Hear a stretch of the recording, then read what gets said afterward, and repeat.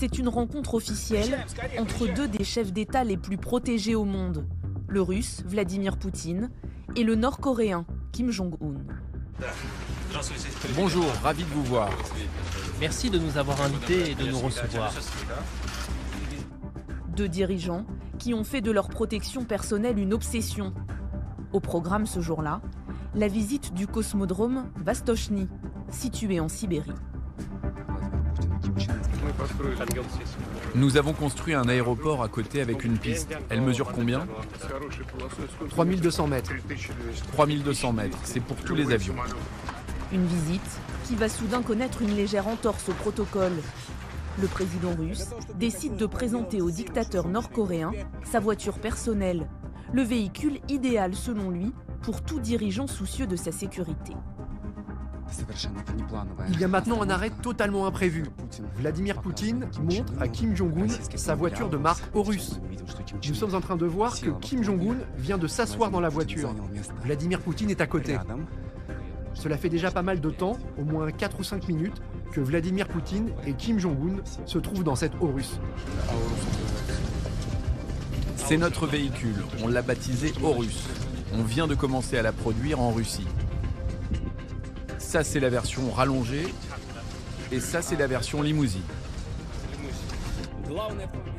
Dans sa version présidentielle, tout dans ce véhicule a été pensé pour assurer une sécurité maximale au maître du Kremlin. L'Horus ne sert pas qu'à protéger le président. C'est aussi un poste de commandement mobile bardé d'équipements de communication. Elle peut passer en mode totalement hermétique, de façon à ce qu'aucun gaz ne puisse pénétrer dans l'habitacle. Elle est bien sûr totalement blindée pour résister à des tirs d'armes de guerre à bout portant. L'idée est que cette voiture soit une forteresse sur roues pour le président. Une forteresse dont il fait la promotion à chaque dirigeant qu'il rencontre, comme l'Égyptien Al-Sisi ou le président ouzbek Mirziyoyev. D'où vient cette préoccupation sécuritaire ? Vladimir Poutine craint-il pour sa vie ?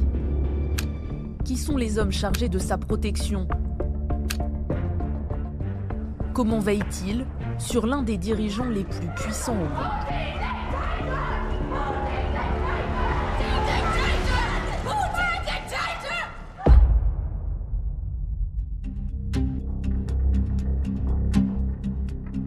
Notre enquête commence à Vilnius, en Lituanie, où de nombreux opposants russes ont trouvé refuge. Comme Vladimir Milov, qui fut vice-ministre de l'Industrie dans le premier gouvernement de Vladimir Poutine en 2002. Il a alors pu observer le fonctionnement de l'unité d'élite chargée de la sécurité du maître du Kremlin.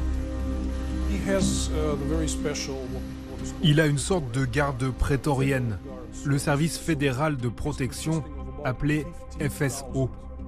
Il est composé d'environ 50 000 agents. C'est une armée. Sa seule tâche est de protéger Poutine.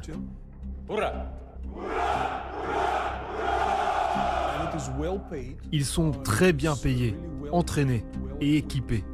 Et ils ne sont là que pour une chose, quoi qu'il arrive, même en cas de guerre nucléaire, protéger cette personne. Ilya Rozdestemski vit lui aussi en exil à Vilnius. Menacé, ce journaliste d'investigation a dû fuir son pays en 2021. Il enquête depuis de nombreuses années sur le FSO qui protège Vladimir Poutine. Le seul but de ce service est de fournir à Poutine tout ce dont il a besoin. Ils sont responsables de sa sécurité lors des voyages officiels, mais aussi privés. Ils s'assurent que Poutine mange bien, que Poutine dorme bien, que Poutine soit en sécurité.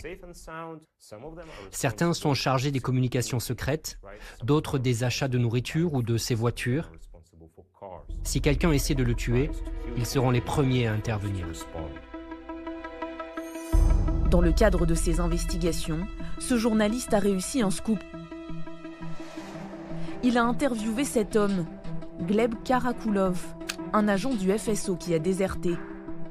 Un témoignage rare sur la sécurité au cœur du pouvoir. Durant sa carrière, il a effectué 180 missions à l'étranger, pendant lesquels il était chargé de la sécurité des communications de Vladimir Poutine.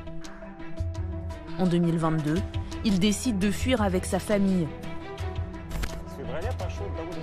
L'interview se fait à distance, alors que l'ex-agent du FSO se trouve dans un lieu tenu secret en Turquie.